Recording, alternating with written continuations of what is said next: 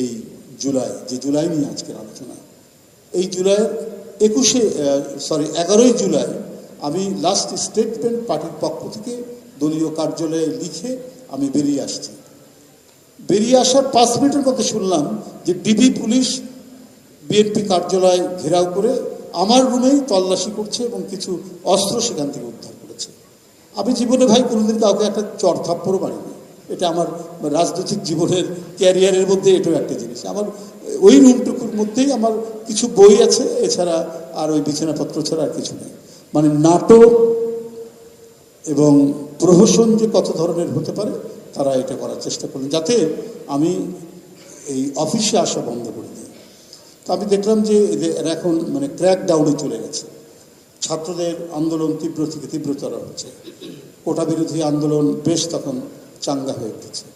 এই পর্যায়ে তখন ভার্চুয়ালি প্রেস কনফারেন্সগুলো করা শুরু করলাম ঢাকা শহরের বিভিন্ন জায়গা থেকে।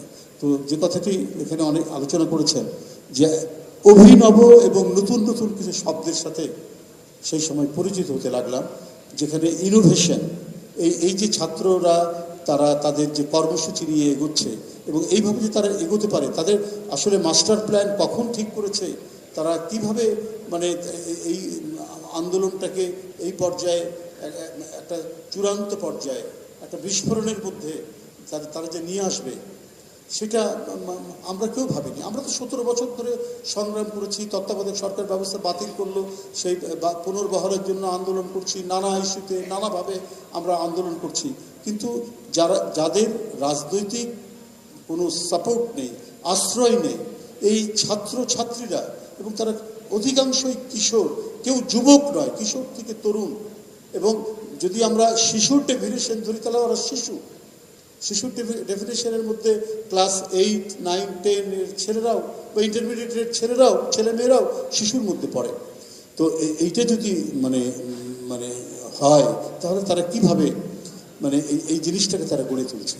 একবার শুনলাম যে এই 14 কি 15 জুলাই আমরা অভ্যস্ত হচ্ছে হরতাল আন্দোলন, যখন খুব তীব্র হয় এটাকে আমরা ঘোষণা দিই হরতাল কর্মসূচি। প্রথম শুনলাম কমপ্লিট শাটডাউন শুনে আমার দল থেকে আমাকে বলা হলো যে একটা এর প্রতি সমর্থন দেওয়ার জন্য। এর মধ্যে যত কর্মসূচি আসছে আমরা সেটা সমর্থন দিচ্ছি। 16ই জুলাই রংপুর বেগম রোকেয়া বিশ্ববিদ্যালয়ের সেই দুঃসাহসী আত্মদান আমরা দেখলাম আবু সাঈদের।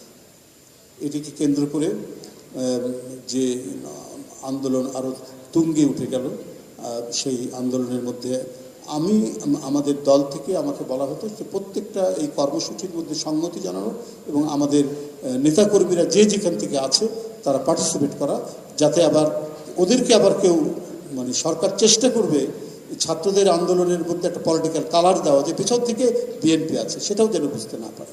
সেই দিকটাও আমরা লক্ষ্য রেখে নানাভাবেই এই আন্দোলনটা যাতে আরও গড়ে ওঠে সেই প্রচেষ্টাটাই আমরা করতে লাগলাম। যাই এই করতে করতে নানা দিকে গুলি খাওয়ার কথা শুনছি, মানে পুলিশের গুলিতে হত্যার কথা শুনছি, যুবলীগ ছাত্রলীগ ধেয়ে আসছে, এইসব ঘটনাগুলো দেখতে পাচ্ছি। 19শে জুলাই আমি বের হলাম এক জায়গা থেকে, যে আমাদের একটা কর্মসূচি দেওয়া হয়েছে প্রেস ক্লাবের সামনে সমাবেশ, সেই সমাবেশকে অর্গানাইজ করার জন্য আমি একটি মোটরসাইকেলের পিছনে মানে একটি আন্ডারগ্রাউন্ড প্রেস আর কি, যেটা ভূগর্ভস্থ কোনো একটা জায়গায় আমি লুকিয়েছিলাম, সেখান থেকে বেরিয়ে মোটরসাইকেলের পিছনে করে যাওয়ার চেষ্টা করছি।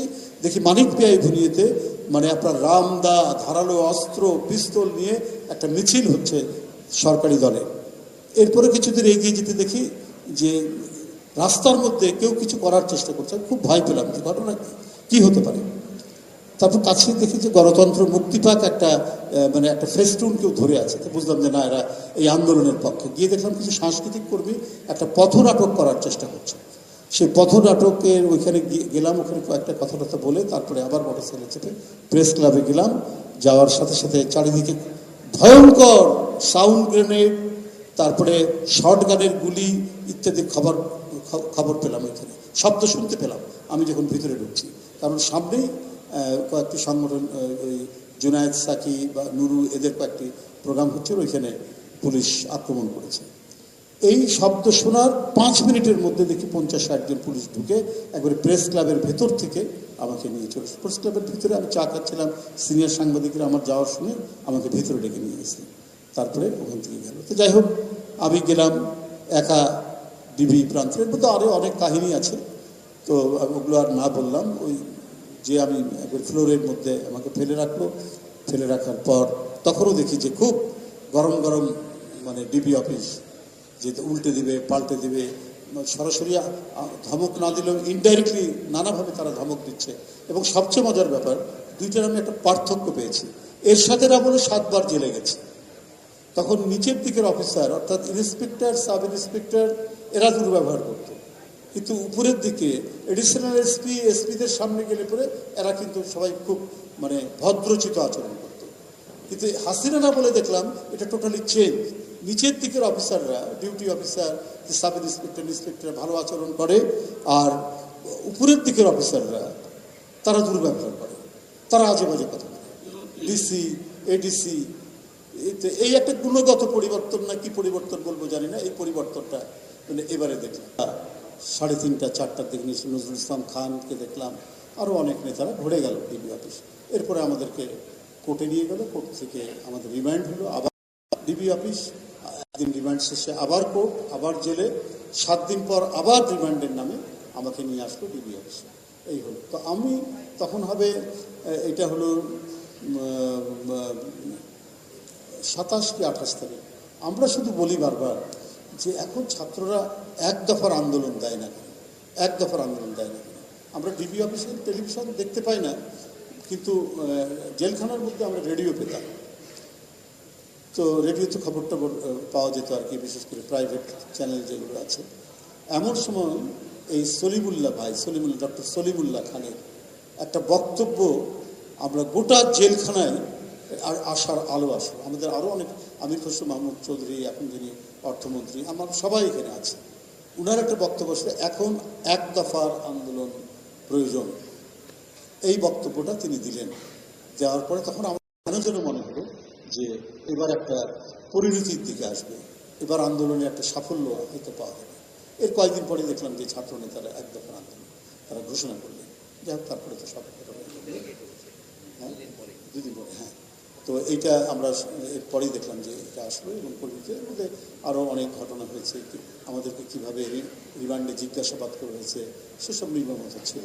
যাই এই বিষয়টি আর অত ডিটেল চাই না। 6 তারিখে আমরা বেরিয়ে আসলাম, পতন হলো ইয়ের। তো এখন ঘটনা হলো, আমি যে কথাটি বলতে চাই, আপনার কথা আমি উত্তর দিচ্ছি। আমি একটু লিখিত 2 কথা বলে আমি এটা উত্তর দেব। সেটা হলো, বা এখন যেটা বলছি তার মধ্যেও আমি ওইটা উল্লেখ না করে আমি একটা ওভারঅল একটা সার্বজনীন কথা বলতে, এটা হচ্ছে আমার উপলব্ধি। আমার উপলব্ধিটা হচ্ছে এরকমই যে আপনি সংবিধান সংশোধন করলেন, আপনি আইন প্রণয়ন করলেন পার্লামেন্টারি অ্যাক্টের মাধ্যমে।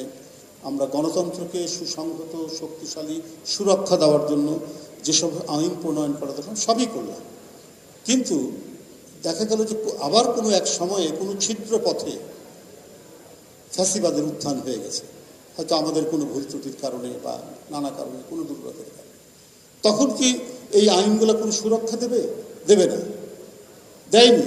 শেখ হাসিনা তত্ত্বাবধায়ক সরকারের প্রতিষ্ঠার জন্য এবারে জ্বালাও পোড়াও ধ্বংসাত্মক আন্দোলন করেছে, কিন্তু আমরা দেখেছি যে তার হাত দিয়ে আবার সেটা সংবিধান থেকে মুছে গেল। তাহলে আপনার একটা কাগজের মধ্যে একটা আইন প্রণীত হলে পরে কাগজে সেটা লিখিত হবে, সবাই সেটা মান্য করবে, এমন কোনো কথা নাই। কথা হচ্ছে যে মানুষগুলো মান্য করবে সবাই মিলে, তাদের মানসিকতার পরিবর্তন হচ্ছে কিনা। এটা শুধু মানে আপনার মানে লিগ্যাল বিষয় না, এটা হচ্ছে একটা সাইকোলজিক্যাল বিষয়। সকল রাজনীতিবিদ যারা রাজনীতি করছেন, কতগুলো কমন পয়েন্টে তো এক জায়গায় আসতেই হবে, যে আমরা মানে ঝগড়া ঝাঁটি, আলোচনা সমালোচনার পরেও যেন সমগ্র বিষয়টা একটা পর্যায়ে যেন পয়েন্ট অফ নো রিটার্নে গিয়ে একটা ধ্বংসস্তূপে পরিণত না হয়, সেই দিকটা মাথায় রেখে আমাদের কাজ মানে যদি আমরা কাজ করতে পারি, সেই ক্ষেত্রে প্রথমেই হচ্ছে যে আমাদের মানসিকতার পরিবর্তন। এখানে এই পরিবর্তন না হলে আপনি সংবিধান সংশোধন বলুন, আপনি আইন প্রণয়ন বলুন, কোনোটাই আপনার কার্যকর